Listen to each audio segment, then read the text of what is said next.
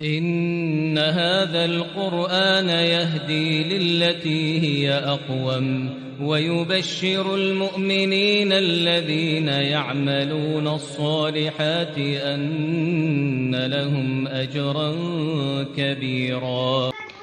الحمد لله نحمده ونستعينه ونستغفره ونؤمن به ونتوكل عليه ونعوذ بالله من شرور أنفسنا ومن سيئات أعمالنا من يهده الله فلا مضل له ومن يضلله فلا هادي له ونشهد أن لا إله إلا الله وحده لا شريك له ونشهد أن محمدا عبده ورسوله.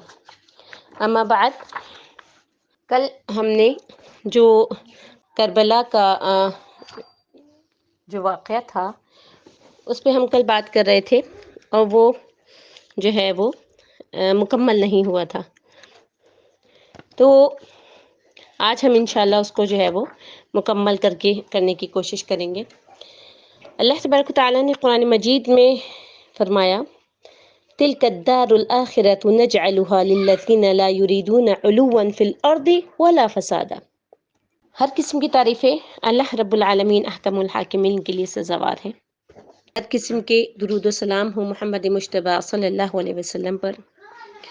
جو ہم جہاں تک پہنچے تھے وہ کیا تھا کہ جب حضرت امیر معاویہ کو ایک کبار صحابہ میں سے مغیرہ بن شعبہ انہوں نے مشورہ دیا. ایک بزرگ صحابی تھے اور یہ مشورہ کب دیا؟ جب کہ حضرت امیر معاویہ کی جو حکومت تھی وہ ان کو حکومت کرتے ہوئے 10 سال گزر چکے تھے. ان کے جو ٹوٹل جو ہیں وہ 20 سال انہوں نے حکومت کی، تو 10 سال گزر چکے تھے. تو جو مغیرہ ابن شعبہ تھے انہوں نے جو ہے وہ آئے اور انہوں نے کہا کہ دیکھیں امیر المؤمنین، ایک اتنی بڑی خانہ جنگی رہی ہے حضرت عثمان کا جو دور خلافت تھا اس کے بعد سے جو شروع ہوئی ہے، تو آپ کے جب یہ شروع ہوا ہے دور حکومت اس وقت تک مسلسل خانہ جنگی رہی ہے مسلمانوں میں. تو اب اگر آپ پھر سے امت کو کسی یعنی اسی طریقے سے بغیر کسی کو مقرر کیے ہوئے چھوڑ کے چلے گئے تو پھر سے مسلمانوں میں خانہ جنگی ہو جائے گی. 1 لاکھ کے قریب اس وقت ہلاک ہوئے تھے، اب پتہ نہیں کتنے ہلاک ہوں گے. تو لہٰذا آپ اپنی زندگی میں ہی نامزد کر دیں کسی کو خلیفہ. تو حضرت امیر معاویہ جو ہے وہ انہوں نے ابتداً انکار کیا کہ نہیں، میں یہ کام نہیں کر سکتا، کیونکہ اب تک جو ہے وہ اسلام میں یہ کام ہوا ہی نہیں تھا. لیکن جو ہے جو مغیرہ بن شعبہ تھے ان کے دلائل اتنے مضبوط تھے کہ جو ہے وہ اتنے انہوں نے وزنی دلائل دیے کہ حضرت امیر معاویہ جو ہے وہ خاموش ہو گئے. اور پھر جو ہے وہ انہوں نے کیا کیا کہ ولی العہدی کے لیے اپنے بیٹے کو یعنی جو یزید اس کو منتخب کیا. اب اس وقت جو ہے وہ کبار صحابہ جو تھے وہ بہت کم تھے، ظاہر ہے زیادہ تر جو ہے وہ ان کا انتقال ہو چکا تھا، اس دنیا سے جا چکے تھے، اور جو بچے تھے وہ بچے تھے. یعنی کس لحاظ سے بچے تھے؟ اب یعنی یہ وہ لوگ تھے جو نبی کریم صلی اللہ علیہ وسلم کے دور میں بچے تھے. یعنی حضرت حسن رضی اللہ تعالیٰ عنہ، حضرت حسین، عبداللہ بن زبیر، یہ رسول اللہ صلی اللہ علیہ وسلم کے زمانے میں بچے تھے. یا پھر وہ نو مسلم لوگ تھے، اور نو مسلم میں بڑی تعداد ان کی تھی جو شامیوں کی تھی، عراقیوں کی تھی، ادھر کے ادھر کے. تو ان کو جو ہے وہ تربیت نبوی سے تو دور کی بات ہے، اکثر کو تو خلافت راشدہ کا بھی جو ہے وہ تھا، یعنی کہ وہ خلافت راشدہ میں تربیت حاصل کرتے وہ بھی نہیں ملا تھا. تو اس صورت میں وہ اعلیٰ ترین معیار کے مطابق سے حکومت کو قائم کرنا ممکن نہیں تھا. یعنی کوئی قبائلی عصبیت جب تک حکومت کے پش پر نہیں ہوگی، ایک آئیڈیل حکومت قائم ہونا جو ہے وہ ممکن نہیں تھا. یعنی یہ ایک ریئلٹی تھی کہ آپ اس کے گراؤنڈ کو دیکھیں کہ اس وقت کے جو فیکٹس ہیں اس کو دیکھتے ہوئے پھر جو ہے وہ حضرت امیر معاویہ نے ان کی بات مان لی اور بیعت لے لی، اور لوگوں سے کہا کہ یہ میرے بعد جو یزید ہیں یہ خلیفہ ہوں گے، یعنی ان کو ولی العہد بنا دیا. تو اچھا، اب ولی العہد تو بنا دیا، تو اس وقت 5 لوگ ایسے تھے جنہوں نے اس بات سے اختلاف کیا. اس بات سے جو اختلاف کیا وہ 5 لوگ کون تھے؟ ایک تو حضرت ابوبکر رضی اللہ تعالیٰ عنہ فوت ہو گئے تھے، ان کے بیٹے عبد الرحمن بن ابی بکر انہوں نے اختلاف کیا. حضرت عمر رضی اللہ تعالیٰ عنہ فوت ہو گئے تھے، ان کے بیٹے حضرت عبداللہ بن عمر. حضرت عباس رضی اللہ تعالیٰ عنہ فوت ہو چکے تھے، ان کے بیٹے عبداللہ بن عباس. زبیر رضی اللہ تعالیٰ عنہ فوت ہو گئے تھے، ان کے بیٹے عبداللہ بن زبیر. حضرت حسن جو ہے وہ جس وقت یہ بیعت ہو رہی تھی ولی العہدی کی، وہ فوت ہو گئے تھے، اور ان کے بھائی جو ہیں یعنی حضرت علی کے بیٹے حضرت حسین رضی اللہ تعالیٰ عنہ، تو جو ہے وہ یہ 5 لوگ جو ہے انہوں نے اس بات سے اختلاف کیا کہ ہم جو ہے وہ بیعت نہیں کریں گے یزید کے ہاتھ پہ. تو حضرت حسن کے بارے میں ایک فریق کا کہنا تھا کہ ان کو زہر دے کے ہلاک کیا گیا، یعنی اہل تشیع کا یہ کہنا ہے کہ ان کو زہر دے کے ہلاک کیا گیا، جبکہ اہل سنت کہتے ہیں کہ وہ اپنی طبعی موت سے ان کا انتقال ہوا تھا. بہرحال یہ 5 حضرات تھے جنہوں نے ولی العہدی کی بیعت نہیں کی. لیکن حضرت امیر معاویہ اتنے حلیم طبع تھے کہ انہوں نے کوئی جبر نہیں کیا، کوئی تشدد نہیں کیا. کہا ٹھیک ہے ولی العہدی کی بیعت نہیں کر رہے، کوئی بات نہیں، میری بیعت تو کی ہوئی ہے. یعنی ان 5 نے حضرت امیر معاویہ کے ہاتھ پہ تو بیعت کی ہوئی تھی، تو انہیں کبھی تو میں زندہ ہوں، بات ختم ہو گئی. اس لحاظ سے نہ انہوں نے کوئی جبر کیا نہ کوئی مواخذہ کیا. لیکن جب حضرت امیر معاویہ رضی اللہ تعالیٰ عنہ کا انتقال ہو گیا، اب ولی العہدی کے بجائے خلافت کی بیعت تھی، سب نے بیعت کر لی. اور ان 5 میں سے جب یہ جو ولی العہد یعنی جو یزید جن کو ولی العہد بنا کے گئے تھے، وہ جو ہے جب ان کی خلافت کی بیعت ہونے لگی تو اس 5 میں سے اب ایک کا جو ہے وہ انتقال ہو چکا تھا، وہ تھے حضرت عبد الرحمن بن ابی بکر، وہ فوت ہو چکے تھے. اب 4 تھے، ان 4 میں اختلاف ہوا. ان میں سے 2 کی رائے یہ تھی کہ عبداللہ بن عمر اور عبداللہ بن عباس کی، کہ اگرچہ یہ کام غلط ہوا ہے، یعنی کہ پہلے سے ولی العہد بنا دیا گیا، اسلام کی روح کے منافی ہوا ہے، یہ بادشاہت کی جو ہے وہ اس طرح سے بنیاد پڑ جائے گی، پھر بھی یہ بات ایسی نہیں ہے کہ اس کی بنا پر ہم جو ہے وہ خانہ جنگی شروع کر دیں، یعنی امت میں جو ہے وہ ہم خون خرابہ شروع کر دیں اور خانہ جنگی شروع کر دیں، یہ بات ایسی نہیں ہے. یعنی یہ ان 2 کا یہ خیال تھا، فساد یعنی شروع ہو جائے. تو انہوں نے جو ہے پھر کیا کیا، انہوں نے بیعت کر لی. اب اگر کوئی یہ کہے معاذ اللہ کہ وہ بک گئے تھے یزید کے ہاتھوں، معاذ اللہ ثم معاذ اللہ، اگر کوئی یہ رائے رکھے کہ ان کو بیعت نہیں کرنی چاہیے تھی، یہ اختلاف رکھے تو کوئی بات نہیں ہے، لیکن ان کی نیت پر اگر کوئی شبہ کرے گا، کوئی نیت پر حملہ کرے گا، تو جو ہے وہ آپ یہ دیکھیں کہ کس کے اوپر حملہ ہو رہا ہے. عبداللہ ابن عمر کون ہے، کتنی احادیث ان سے منقول ہیں. عبداللہ بن عباس کون ہے، جن کے لیے حضرت محمد صلی اللہ علیہ وسلم نے دعا کی تھی، اے اللہ فقہہ فی الدین، اے اللہ اس نوجوان کو دین کا فہم عطا کر اور قرآن کی تعویل اور تفسیر کا علم عطا کر. ان کو جو ہے حبر الامہ کا لقب ملا. وہ کہیں پیسوں کے پیچھے، ٹکوں کے پیچھے جو ہے وہ بک جانے والے نہیں تھے، انہوں نے امت کی مصلحت دیکھی. تو ان کی جو ہے وہ نیت پر حملہ جو ہے وہ جائز نہیں. ہاں اختلاف کیا جا سکتا ہے کہ 2000 جو ہے وہ انہوں نے اس طریقے سے بیعت کر لی. اب جو ہے ان 5 میں سے صرف 2 بچے، وہ 2000 جو ہے ڈٹے رہے کہ نہیں ہمیں جو ہے وہ ریزسٹ کرنا ہے. ایک تھے عبداللہ ابن زبیر، عمر کے اعتبار سے بھی بڑے تھے وہ عبداللہ بن زبیر. مسلمانوں میں سب سے پہلے جو ولادت ہوئی تھی وہ عبداللہ بن زبیر کی ہوئی تھی، یعنی ہجرت کر کے جب مکے سے مدینے پہنچے تو کافی عرصے تک جو ہے وہ جو لوگ مکے سے آئے تھے ان کی کوئی اولاد نہیں ہوئی، تو لوگوں نے تانے دینے شروع کر دیے کہ معلوم ہوتا ہے مسلمان جو ہے وہ کمزور ہو گئے ہیں، ان کے ہاں اولاد ہی نہیں ہو رہی. تو پھر عبداللہ بن زبیر کی ولادت ہوئی. یہ حضرت ابو بکر کے نواسے اور جو حضرت عائشہ رضی اللہ تعالیٰ عنہ تھی ان کی بہن حضرت اسماء رضی اللہ تعالیٰ عنہ کے صاحبزادے ہیں. تو حضرت حسین کا بھی جو ہے وہ فیصلہ یہ تھا کہ ہمیں ریزسٹ کرنا ہے. البتہ ان میں بھی ایک اختلاف ہوا، ان دونوں میں بھی. وہ اختلاف کیا تھا کہ عبداللہ بن زبیر کا کہنا تھا کہ ہمیں حجاز میں ہی رہنا چاہیے، یعنی مدینہ مکہ اور یہ جو جدہ یہ جو والا ایریا ہے اسی میں رہنا چاہیے. وہ سرزمین ایسی ہے جس میں برکات ہمیں حاصل رہی ہیں، یہاں ہمیں مضبوط قلعہ جو ہے وہ ملا ہوا ہے، یہاں پر ہمیں رہتے ہوئے جو ہے وہ ہمیں اپنی جنگ لڑنی چاہیے. جبکہ حضرت حسین رضی اللہ تعالیٰ عنہ جو تھے ان کے پاس خطوط کا تانتا بندہ ہوا تھا، آئیے آئیے آئیے، یعنی آ جائیے ہم آپ کے ہاتھ پہ بیعت کر لیں گے. یہ خطوط کہاں سے آ رہے تھے؟ کوفہ سے. یعنی کوفہ جو کہ حضرت علی رضی اللہ تعالیٰ عنہ کا دارالخلافہ تھا اور پھر جو ہے وہ سبائین تھے ان کا جو ہے وہ گڑھ بن گیا تھا، وہاں سے ان کو جو ہے مسلسل جو ہے وہ خطوط آ رہے تھے کہ آپ آ جائیں ہم آپ کے ہاتھ پہ بیعت کر لیں گے، آپ آ جائیں ہم آپ کے ہاتھ پہ بیعت کر لیں گے. تو حضرت حسین رضی اللہ تعالیٰ عنہ نے حضرت مسلم بن عقیل کو بھیجا کہ میرے نمائندہ کی حیثیت سے وہاں جا کر بیعت لو. تو جب وہ وہاں پہنچے تو 10-12 ہزار لوگوں نے یکمشت جو ہے وہ ان کے ہاتھ پہ بیعت کر لی. تو اس کے بعد جو ہے کیا ہوا کہ یزید کی طرف سے جو ہے وہ گورنر بنا کر بھیجا گیا ابن زیاد کو. تو ابن زیاد جہاں پر یہ جو کوفے میں یہ جو جس جگہ پہ ان کی کوفیوں کی جو بیعت ہوئی تھی وہاں پر جو ہے یہ ابن زیاد آیا. جب ان کو پتہ چلا نا کہ 10-12 ہزار لوگوں نے بیعت کر لی، تو یہ جو ابن زیاد تھا اس نے جو ہے لوگوں کے اوپر تشدد کیا، تو سب کے سب جو ہے وہ جنہوں نے بیعت کی تھی وہ بیعت توڑ کے منحرف ہو گئے۔ مخلص تو اصلاً وہ تھے ہی نہیں، وہ کہتے ہیں نا کہ کوفی لا یوفی، یعنی جو کوفے والے ہوتے ہیں ان کے اندر وفا نہیں ہوتی، تو جو ہے وہ انہوں نے ذرا سی ان کے اوپر جو ہے وہ تشدد ہوا، انہوں نے فوراً بیعت توڑ دی۔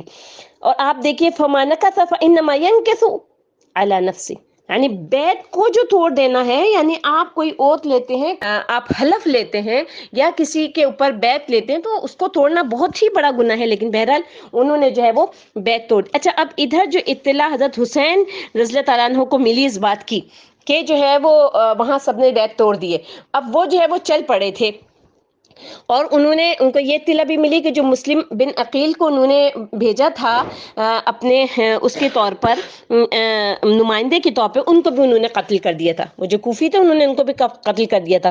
تو اب جو ہے حضرت حسین رضی اللہ تعالیٰ عنہ جو تھے وہ واپس جانا چاہتے تھے۔ کیوں واپس جانا چاہتے تھے؟ کہ ان کو سمجھ میں آ رہی تھی سچویشن کہ جو ہے وہ جانا مناسب نہیں ہے، لیکن جو مسلم بن عقیل کے بیٹے جو تھے نا وہ اڑ گئے کہ نہیں اب تو ہم نہیں جائیں گے، یعنی یہ عرب کی اپنی پرانی حمیت اور ان کا قبائلی جی کے نظام ہوتا ہے کہ اب ہم جو ہے اپنے والد کے خون کا قصاص لیے بغیر تو یہاں سے نہیں جائیں گے۔ تو حضرت حسین رضی اللہ تعالیٰ عنہ کی شرافت اور ان کی مروت دیکھیں کہ یہ لوگ، انہوں نے یہ سوچا کہ یہ لوگ میرا ساتھ دینے کے لیے تو آئے تھے، اب میں ان کا ساتھ نہیں دوں گا تو پھر یہ بہت غلط ہو جائے گا، چنانچہ انہوں نے کہا ٹھیک ہے چلو چلتے ہیں، یعنی وہ بیچ راستے تک تو پہنچ ہی گئے تھے۔ تو وہاں جا کر بھی جو ہے این اپنے میدان میں، یعنی حضرت حسین رضی اللہ تعالیٰ عنہ نے اس جگہ پہ پہنچ کر بھی 3 چیزیں پیش کی۔ جو کوفی ہیں جن کا سب سے بڑا لشکر تو ظاہر ہے کوفیوں کا ہی تھا جنہوں نے بیعت کی ہوئی تھی، تو حضرت حسین کے ساتھ کے حضرت حسین نے سے جو بیعت کر کے انہوں نے توڑ دی تھی، اور حضرت حسین کو اس بات کا علم تھا، انہوں نے کیا کہا کہ دیکھو اب مجھے جانے دو، مجھے واپس جو ہے وہ حجاز کی طرف بھیج دو، مجھے جانے دو، یا پھر اگر تم مجھے نہیں جانے دو گے تو پھر ایسا کرو کہ مجھے سرحدوں پہ بھیج دو تاکہ میں کافروں کے ساتھ جنگ کرتا ہوا ہی اپنی اب جان دے دوں۔ پھر تیسری چیز کیا تھی کہ مجھے یزید کے پاس جانے دو۔ اصل میں تو یزید کے پاس جانے کا مسئلہ تھا نا کہ وہ آئے ہی اس لیے تھے کہ مسلم بن عقیل کا جو ہے وہ جو پہلے تو انہیں نمائندے کی حیثیت سے بھیجا تھا کہ دیکھو جا کے سچویشن کیا ہے، اور پھر جب ان کو قتل کر دیا، ان کو شہید کر دیا، تو پھر وہ جو ہے وہ انہی کے جو ہے وہ جو قصاص ہے وہ لینے کے لیے آئے تھے۔ تو انہوں نے کہا میں اپنا معاملہ خود یزید سے طے کر لوں گا، لیکن کوفیوں کو یہ گوارا ہی نہیں تھا۔ کیوں گوارا نہیں تھا؟ کہ انہوں نے کہا کہ اگر یہ یزید کے پاس پہنچ گئے تو ہمارا جو اتنا بھی کٹا چٹا ہے وہ بیان کر دیں گے کہ مجھے تو ان لوگوں نے ورغلا کا بلایا ہے۔ تو اس لیے دیکھیں میں پہلے جیسے آپ کو بتا چکی ہوں نا کہ حضرت امیر معاویہ رضی اللہ عنہ جو ہے ان کی 20 سال کی حکومت کے دوران جو ان کی یعنی کوفیوں کا اور سبائیوں کی جو طاقت تھی وہ اتنی مستحکم نہیں تھی کہ وہ ان کے خلاف کوئی جو ہے وہ فتنہ اٹھا سکتے، یعنی وہ حضرت امیر معاویہ کے لیے کوئی فتنہ نہیں اٹھا سکے۔ لیکن اب چونکہ چینج اوور ہوا تھا، اور آپ کو پتا ہے کہ چینج اوور میں جس کو کہتے ہیں نا کہ everything in the melting pot, یعنی کہ اس وقت جو ہے وہ بالکل میلٹنگ پوٹ پہ تھی ہر چیز۔ اب جو ہے ان کے درمیان کا جو یہ معاملہ تھا، تو جو ہے انہوں نے کہا کہ جیسے ہی ان کو یہ پتا چلے گا کہ ہم نے بلایا ہے ان کو، یعنی حضرت حسین کو جو ہے وہ ہم نے یہ خطوط سارے لکھ کے بلایا، کیونکہ حضرت حسین رضی اللہ تعالیٰ عنہ نے وہ تمام خطوط کی جو بوریاں تھیں نا، باقاعدہ وہ بوریاں تھیں، وہ سب وہ ساتھ لے کر آئے تھے اپنے، ٹھیک ہے نا، یعنی کس لیے ساتھ لے کر آئے تھے؟ یعنی ثبوت کے طور پر وہ اپنے ساتھ لے کر آئے تھے وہ تمام کی تمام بوریاں، تو جو ہے وہ خطوط کے ساتھ کی جو بھری ہوئی بوریاں تھیں وہ بھی انہیں کے ساتھ تھیں۔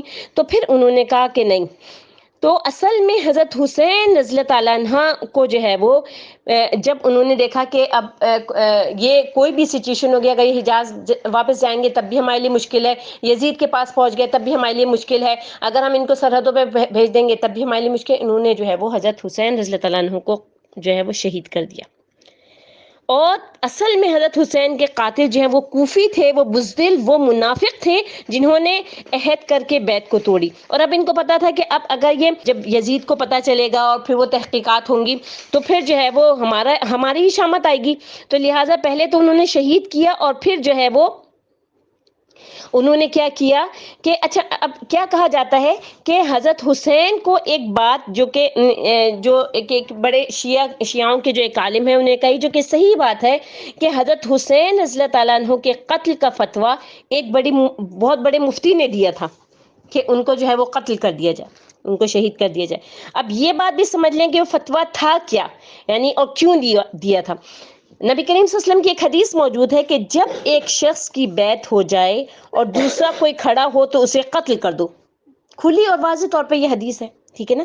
اسی لیے ایک بڑے مفسر اور خطیب ہیں، بہت بڑے مفسر ہیں جنہوں نے قرآن کی تفسیر لکھی ہے، اور وہ انہوں نے قرآن کی تفسیر اس اعتبار سے لکھی ہے کہ ان آیات کی جن سے فقہی احکام جو ہیں وہ ان کا استنباط کیا جاتا ہے۔ تو یہ جو تفسیر ہے، اس تفسیر میں جو ہے نا اس کا نام ہے احکام القرآن۔ تو اس میں جو ہے وہ ایک جملہ میں ابھی نقل کرتی ہوں کہ اس تفسیر میں کیا جملہ ہے کہ قتل الحسین بالسیف جدہ، حسین قتل ہو گئے اپنے ہی نانا کی تلوار سے۔ وہ تلوار کیا تھی کہ جب کسی کی بیعت ہو چکی ہو، پھر کسی مدعی خلافت کوئی کھڑا ہو تو اسے قتل کر دو۔ اب آپ یہ دیکھیے کہ حضرت حسین رضی اللہ تعالیٰ عنہ جو تھے وہ مدعی خلافت نہیں تھے، یعنی ان کو خلافت نہیں چاہیے تھی۔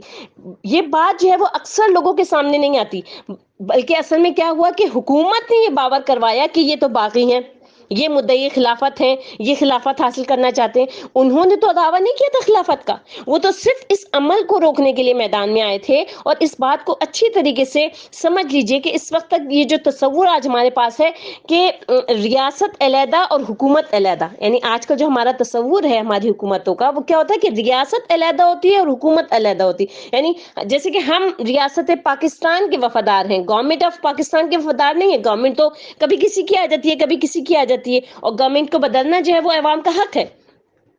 تو اس وقت جو ہے وہ ریاست اور حکومت ایک تھی، ٹھیک ہے، اس میں کوئی فرق نہیں تھا۔ لہٰذا جو حکومت سے اختلاف کرے گویا کہ وہ باقی ہے۔ یہ ہے اصل میں وہ پیچیدہ مسئلہ کہ کیوں جو ہے وہ کسی مفتی نے یہ فتویٰ دے دیا، اس لیے کہ اس وقت تک ریاست اور حکومت کا فرق جو ہے وہ واضح نہیں ہوا تھا۔ یہ تو ابھی کچھ سمجھ لیں کہ 150 سال 200 سال پہلے کی بات ہے کہ آج جو ہمارا جو پولیٹیکل سائنس کا جو ریولیوشن ہوا ہے، اس میں جو ہے وہ یہ ہے کہ ریاست یعنی اسٹیٹ الگ ہوتی ہے، حکومت علیحدہ ہوتی ہے، ٹھیک ہے نا۔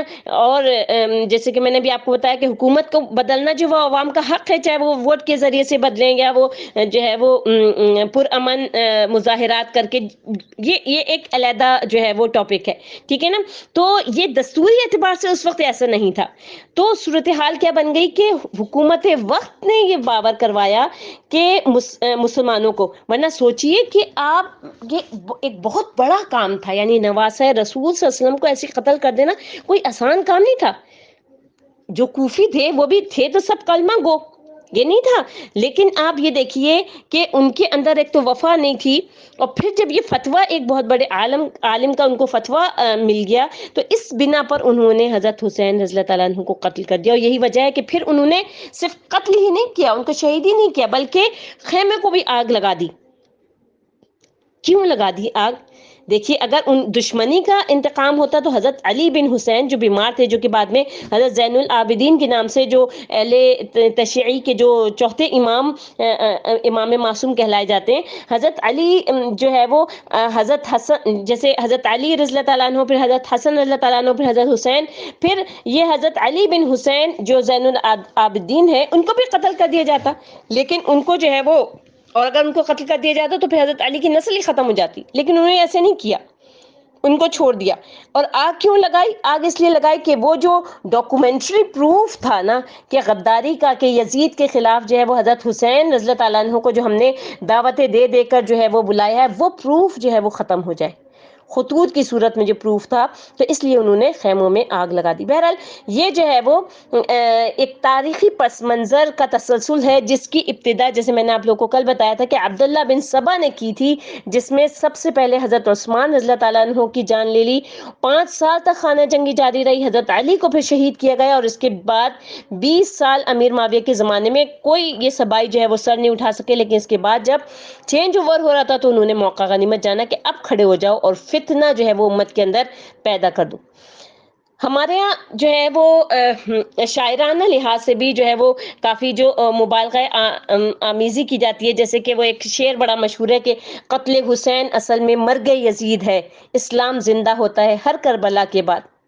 تو یہ بالکل جو ہے وہ ایک محمل شعر ہے، اسلام تو کبھی مرا ہی نہیں، زندہ ہونے کا کیا سوال ہے؟ اور اگر زخمی بھی ہوا تو وہ تو رہا، کربلا کے بعد بھی یزید کی حکومت بھی رہی، بنو امیہ کی حکومت بھی چلی، تبدیلی تو نہیں ہے۔ اسلام زندہ تو ہوتا تو اسلام تو مرا ہی نہیں تھا۔ جیسے کہ ملوکیت تو شروع ہو گئی تھی، وہ تو حضرت امیر معاویہ کے دور میں شروع ہو گئی تھی، اور حضرت حسین رضی اللہ تعالیٰ عنہ نے جو 10 سال تک ولی العہدی کی بیعت نہیں کی تھی، وہ چاہتے تو بیعت کر سکتے لیکن بیعت نہیں کی، ٹھیک ہے، لیکن اس وقت بھی یہ جو 10 سال انہوں نے گزارے حضرت حسین رضی اللہ تعالیٰ عنہ نے، تو اس کے خلاف میدان میں آ کر چیلنج کر سکتے تھے لیکن انہوں نے وہ بھی نہیں کیا۔ تو یہ اس اعتبار سے بڑی بیتوکی سی بات ہے کہ اسلام زندہ ہوتا ہے۔ ہاں، جیسے کہ شاہ اسماعیل شہید کی جو ایک شبیہ ہے، جو تمثیل ہے، اس کو اگر ہم سامنے رکھتے ہیں کہ اسلام کی عمارت جو ہے وہ 6 منزلہ عمارت ہے، 6 منزلہ جو تھی، وہ ٹاپ کی جو منزل تھی وہ گر گئی، یعنی 5 منزلہ باقی رہی۔ اسلام مرا نہیں۔ عدالت میں دیکھیں، شریعت کے مطابق سے فیصلے ہو رہے تھے، قاضی تھے، مفتی تھے، شریعت نافذ ہو رہی تھی، اسلام کہاں مرا؟ جبکہ یہ مفتی کا جو کام ہوا، یہ بھی مفتی کے فتوے سے ہوا۔ اب اس مفتی کی رائے جو ہے وہ بدنیت تھی، اس کی نیت خراب تھی، غلط تھی، تو وہ جانے اور اس کا رب جانے، لیکن عام مسلمان جو ہے وہ جنہوں نے اس فتوے کے مطابق سے کام کیا، اس لحاظ سے اسلام جو ہے وہ مرا نہیں تھا۔ ہاں، ایک منزل گر گئی تھی اور وہ گری رہی، 1000 سال تک وہ گری رہی، یہاں تک کہ ملوکیت کا خاتمہ ہوا۔ یعنی دور عباس میں جو ہے وہ ملوکیت رہی، پھر ترک بادشاہ بھی آتے رہے، تو اسلام میں جو نقص آ گیا تھا، جو کمی آ گئی تھی، وہ جو ہے وہ تو فی الحال جوں کی توں برقرار تھی۔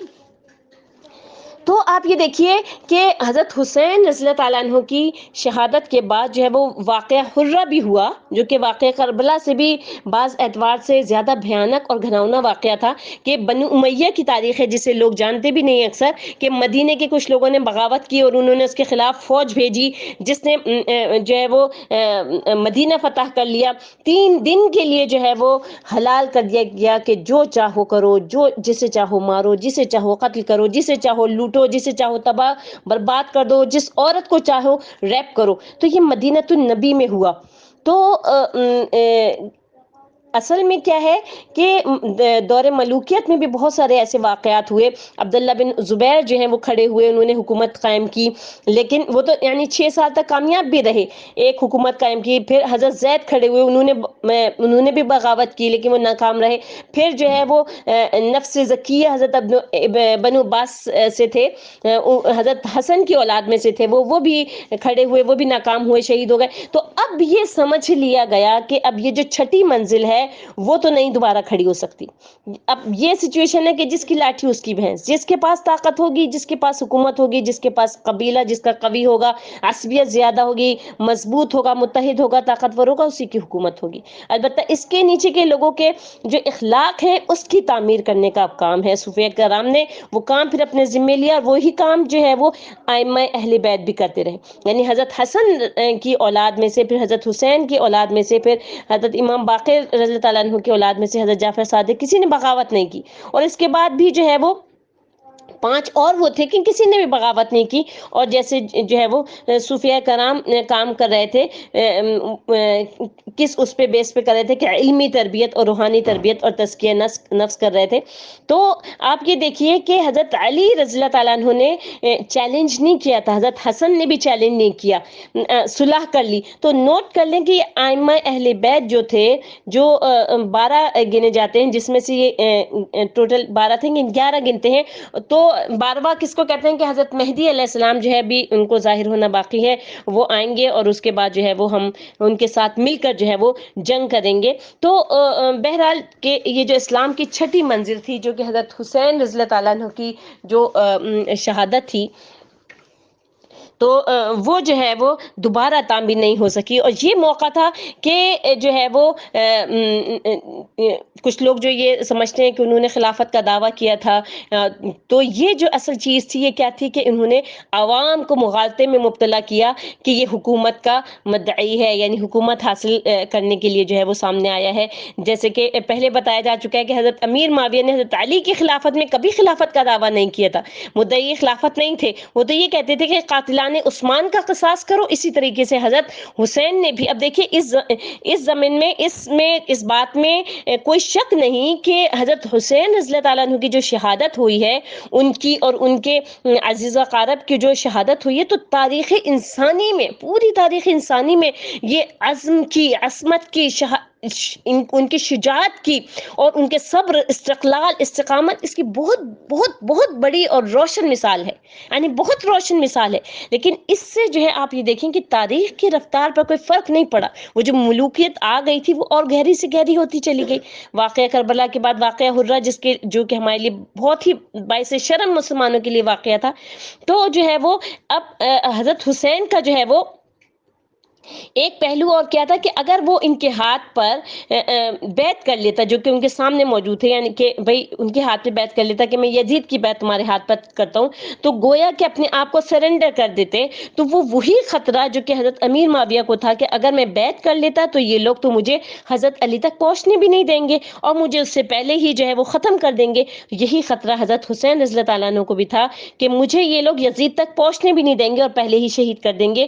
اور جو ہے وہ ویسے بھی ایک شرافت کا، مروت، حمیت، غیرت اور عزت نفس کا بھی یہ تقاضا تھا کہ معاملہ جو ہے ان کا یزید کے ساتھ تھا. تو جو ہے انہوں نے جو وہ لوگ تھے ان سے کہا کہ یو کین اسکورٹ می، یعنی تم لوگ ایسا بھی کر سکتے ہو کہ مجھے جیسے کہ ایک قیدی کو لے جایا جاتا ہے اس طریقے سے لے جاؤ. تم کو اگر یہ شک ہے کہ میں بھاگ جاؤں گا تو میرے دائیں بائیں چلو کہ میں کہیں بھاگ نہ جاؤں، مجھے وہاں تک پہنچا دو، میں اس سے خود اپنا معاملہ طے کر لوں گا. لیکن جو ہے وہ انہوں نے جو ہے ان کو پتا تھا کہ ہمارا پول کھل جائے گا، انہوں نے ان کو قتل کر دیا. اور اصل جو قاتلان، جیسے میں نے بھی آپ کو بتایا کہ وہ سبائی تھے، تو یہ جو ہے وہ اس واقعے کی جو یادگار ہے، جس میں کوئی شک نہیں کہ اس نے مسلمانوں کے دل میں قربانی اور شہادت کا جذبہ بہت پیدا کیا. اس میں کوئی شک نہیں کہ اس طریقے سے یہ جو دن بھی عاشورہ محرم کا تھا، تو اس لحاظ سے جو یاد ان کی منائی جاتی ہے، تو کہ حضرت حسین کی جو شہادت تھی وہ ایک جو ہے وہ ایسا جذبہ مسلمانوں کے اندر بیدار کرتا ہے کہ جو ہے وہ انسان کیا کرے کہ جب اس چیز کے اوپر کہ جو ہے وہ، حالانکہ انہوں نے ایک شرط یہ بھی رکھی تھی کہ مجھے جو ہے وہ سرحدوں پہ بھیج دو اور میں جو ہے وہ کفار کے ساتھ لڑتا ہوا شہید ہو جاؤں. ان کو اپنی جان کی وہ نہیں تھی، لیکن کیا چیز تھی کہ جو ہے انہوں نے کہا کہ میں جس کام کے لیے یہاں پر آیا ہوں میں وہی کام کروں گا.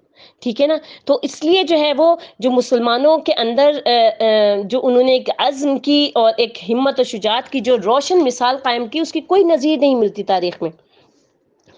تو جو ہے وہ اب جیسے کہ ایک حضرت علامہ اقبال نے ایک شعر کہا تھا غالب کے لیے، فکر انسان سے تیری ہستی ہے، فکر انسان سے تیری ہستی سے یہ روشن ہوا. یعنی یہ اس کے آگے بھی اور وہ ہیں جو علامہ اقبال نے غالب کے لیے کہا تھا. تو فکر انسان پر حضرت حسین رضی اللہ تعالیٰ عنہ کی قربانی سے کیا واضح ہوتا ہے کہ انسان کس حد تک جا سکتا ہے. یعنی قربانی دینے کے لیے، کسی مقصد کو حاصل کرنے کے لیے، جو میں نے ابھی ایک آیت بھی پڑھی تھی، معاذ اللہ ثم معاذ اللہ، یہ ایک آخری بات جو بہت اہم ہے نوٹ کرنے کے لیے، ایک انتہائی خاص نقطہ نظر کہ اس بات کو کہ یہ جو واقعہ ہوا اور یہ جو بات جو سب کے سامنے آئی، تو بعض سنیوں میں سے بھی جو ہے وہ ایک انتہائی رد عمل پیدا ہوتا ہے.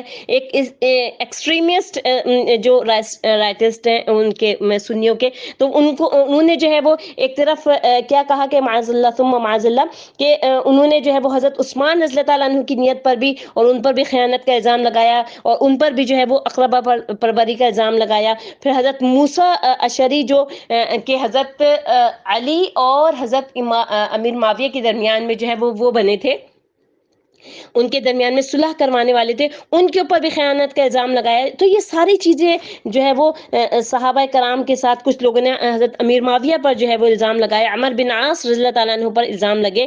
تو جو ہے وہ کہ جو ہے وہ نعوذ باللہ حضرت علی جو ہے وہ اقتدار کے طالب تھے، معاذ اللہ حضرت حسین اقتدار کے طالب تھے. تو وہی رول جو کہ حضرت امیر معاویہ کے لیے ہے، سب کے لیے ایک ہی وہی والی بات کہ حضرت علی ہوں یا حضرت حسین رضی اللہ تعالیٰ عنہ. تو وہ جو ہیں یہ سب کے سب صحابہ کرام جو ہیں وہ بہت نیک نیت تھے. ان کی رائے پر آپ کو اختلاف کر سکتے ہیں لیکن نیت پر حملہ ہوگا تو وہ ایمان بالرسالت آپ کی مجروح ہو جائے گی. تو بعض لوگ جو ہے وہ اطمینان سے اور سکون سے جو ہے وہ نعوذ باللہ نواسہ رسول کے لیے اور صحابہ کرام کے لیے اور حضرت امیر معاویہ کے لیے، جیسے کہ میں نے آپ کو کل بھی بتایا تھا، کاتبین وحی میں وہ شامل تھے، نبی کریم صلی اللہ علیہ وسلم کے جو ہے وہ سالے تھے، تو ان کے لیے جو ہے وہ پتہ نہیں کیا کیا الفاظ جو ہے وہ ادا کر رہے ہوتے ہیں. تو یہ چیز جو ہے وہ اس کا مطلب ہے کہ آپ اپنا ایمان بالرسالت جو ہے وہ اس کو ختم کر رہے ہیں. معاذ اللہ ثم معاذ اللہ کہ جیسے حضرت حسین کے لیے بھی جو ہے وہ یہ کہا گیا کہ اقتدار کی ہوس میں اور طلب میں انہوں نے یہ سارا کام کیا اور وہ وہاں تک پہنچے، بس ہوا یہ کہ وہ بازی ہار گئے. تو اب آپ یہ دیکھیں، یہ جو میں نے شروع میں ایک آیت پڑھی تھی جو بظاہر آپ کو ایسا معلوم ہوئی ہوگی کہ شاید غیر متعلق ہے میرے عنوان سے، لیکن جو میں نے شروع میں آیت پڑھی تھی کہ تلک الدار الآخرۃ نجعلها للذین لا یریدون علوا فی الارض ولا فسادا، کہ زمین میں جو اقتدار کا طالب ہوتا ہے، زمین میں جو اقتدار کا، یہ سورۃ قصص کی آخری آیت ہے کہ تلک الدار الآخرۃ، دیکھو یہ جو آخرت کا جو گھر ہے، نجعلها للذین، نجعلها ہم اس کو کر دیں گے، ہم اس کو خاص کر دیں گے. کس کے لیے خاص کر دیں گے؟ للذین، ان لوگوں کے لیے، لا یریدون، جو لوگ نہیں چاہتے، علوا فی الارض، زمین میں اقتدار نہیں چاہتے وہ، علوا فی الارض ولا فسادا، اور نہ ہی وہ فساد کرتے ہیں. یعنی زمین میں جو اقتدار کا طالب ہوتا ہے فساد ہوتا ہے. آپ بھی یعنی اگر ہم یہ دیکھتے ہیں، آپ یہ دیکھیں کہ اب اس وقت بھی جو طلبگار ہوتا ہے اقتدار کا، تو اللہ تعالیٰ کیا کہہ رہے ہیں کہ ہم نے ان کے لیے جو ہے آخرت کا گھر خاص کر دیا ہے. کیا کہا؟ والعاقبۃ للمتقین، اور عاقبت جو ہے وہ انجام کار جو ہے وہ تو متقین کے لیے ہے. اسی میں آئیں گے سب صحابہ کرام، خواہ وہ حضرت علی ہیں، خواہ وہ حضرت امیر معاویہ ہیں، خواہ وہ حضرت عثمان رضی اللہ تعالیٰ عنہ ہیں، حضرت حسن رضی اللہ تعالیٰ عنہ، حضرت حسین رضی اللہ تعالیٰ عنہ، خواہ عبداللہ بن زبیر رضی اللہ تعالیٰ عنہ، خواہ عبداللہ بن عباس رضی اللہ تعالیٰ عنہ، عبداللہ بن عمر رضی اللہ تعالیٰ عنہ. اسی اصول کو سامنے رکھ کر آپ ان کے کسی فیصلے سے اختلاف کر سکتے ہیں لیکن شبہ نہیں کر سکتے. یعنی حضرت علی کو نبی کریم صلی اللہ علیہ وسلم نے اپنا نائب بنا کر چھوڑا تھا جب وہ غزوہ تبوک میں جا رہے تھے، تو مدینے میں ان کو اپنا نائب بنایا تھا. تو انہوں نے، حضرت علی نے نبی کریم صلی اللہ علیہ وسلم سے کہا کہ یا رسول اللہ، آپ مجھے عورتوں کے اوپر چھوڑ کے جا رہے ہیں، عورتوں کے ساتھ بٹھا کے جا رہے ہیں. فرمایا تمہارا مقام میرے ساتھ وہی ہے جو موسیٰ علیہ السلام کے ساتھ ہارون علیہ السلام کا تھا.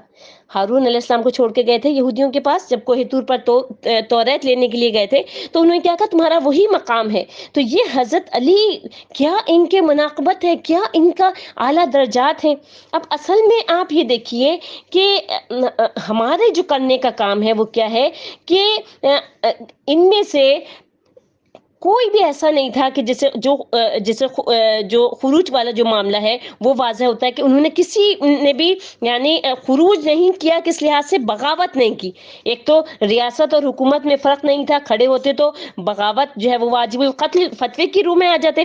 دوسرا یہ کہ عمارت جو ہے وہ پوری طریقے سے گری نہیں تھی، یعنی ایک منزل گری تھی. آج آپ دیکھیے کہ آج ہم کہاں کھڑے ہیں، ہماری تو اسلام کی پوری عمارت گری ہوئی ہے. نہ ہماری شرعی عدالتیں ہیں، نہ شرعی فیصلے ہوتے ہیں، نہ احکام الہی ہے، نہ حدود ہے، نہ قصاص کے معاملات میں کوئی قصاص ہوتا ہے، کچھ بھی نہیں ہے. تو ہمارا کیا فرض بنتا ہے؟ بس یہی کہ ہم حضرت حسین رضی اللہ تعالیٰ عنہ کی مدح کرتے رہے، تعریف کرتے رہے، صحابہ کرام کی مدح کرتے رہے، ان کے لیے مجلسیں قائم کرتے رہے. انہوں نے کیا کیا اپنی زندگیوں میں؟ انہوں نے کیا کیا؟ وہ کہتے ہیں نا، تھے تو وہ آبا تمہارے ہی مگر تم کیا ہو، ہاتھ پہ ہاتھ دھرے منتظر فردا ہو. تلک امت قد خلت لہا ما کسبت ولکم ما کسبتم. وہ تو ایک امت تھی جو چلی گئی، اللہ کے ہاں پہنچ گئی، کامیاب ہو گئے وہ لوگ. تمہارے لیے وہ ہے جو تم کماؤ گے، ان کے لیے وہ ہے جو انہوں نے کمایا، اور تمہارے لیے کیا ہوگا؟ جو تم اپنے اعمال آگے بھیج رہے ہو. تو آپ یہ دیکھیے اب ہمارا کرنے کا کیا کام ہے. ایک تو یہ کہ ہمیں جو ہے وہ تاریخ کے متعلق بالکل صحیح معلومات ہونی چاہیے کہ ہماری تاریخ کیا تھی، کیا کہا اس تاریخ نے، اور اس سے ہم نے کیا سمجھا.